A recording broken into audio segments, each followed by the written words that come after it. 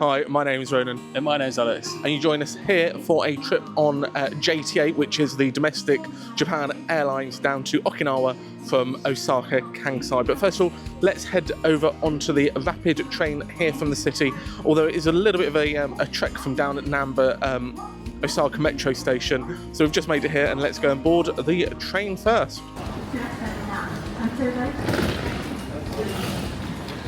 So here we are at the train that heads over to Kansai. This is a premium. You have to have a reserved seat, which is about 500 yen. So do bear that in mind if you do want to get the limited express service. It's quite a weird train, isn't it, Alex? It looks like something out of Thunderbirds. So we're looking forward to getting on board, and we'll show you what it's like once we're on. So here we are on board, and this train has won awards for its retro futuristic design. Not quite sure about that on the inside, however. It looks a bit retro, but I mean, the actual product, good nevertheless. And then 34 minutes later, we were at Kansai International Airport. And this airport was the world's first offshore airport built on a completely artificial island, which I thought was really impressive. Handling over 28 million passengers a year. And it opened in 1994. Although I do think they're having some issues. I think it's sinking, so they're doing their best to I guess prevent it from sinking, because otherwise it wouldn't be an airport.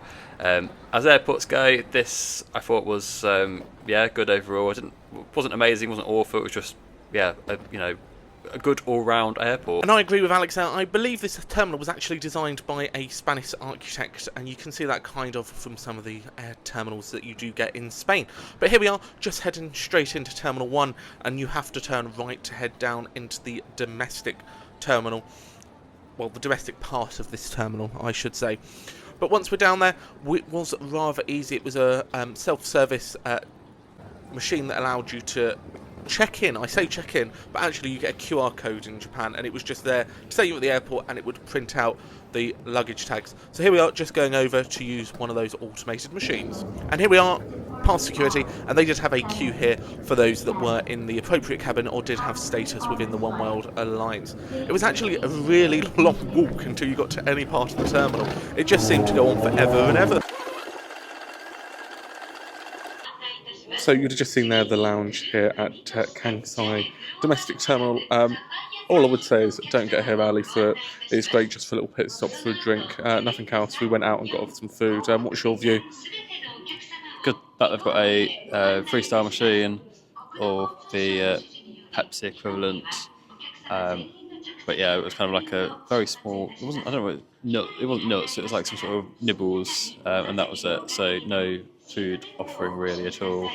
So don't get here too early. But it's a nice space, I guess, if you're here flying from here domestically for work. I think just to get here early and work. It's a nice environment, but other than that, there's not really anything to keep you entertained.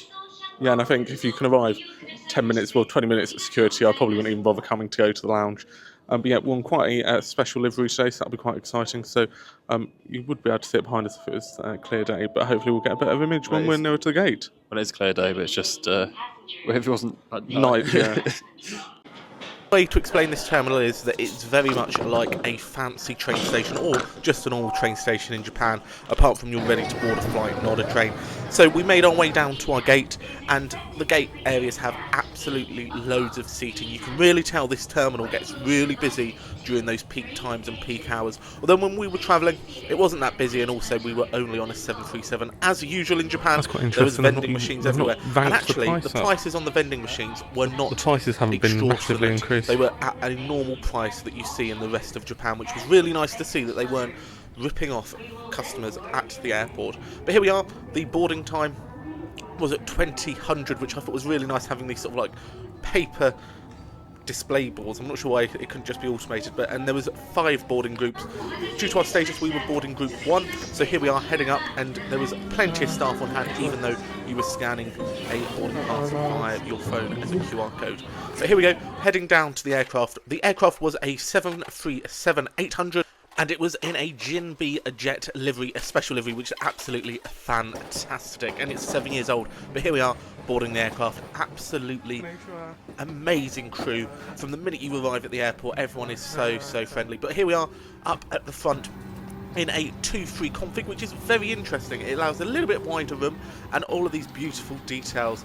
They even allow you to take a couple of postcards with you with all their special liveries, which is even more amazing. And I'm not sure if I like that or not. They have like these sort of pamphlets that are paper laminate with offers on for alcohol.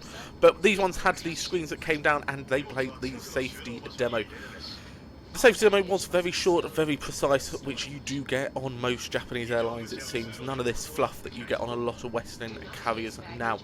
But if you aren't interested in the takeoff out of Kansai, do skip forward and you'll be able to see our review of what the aircraft was like once we were in the air.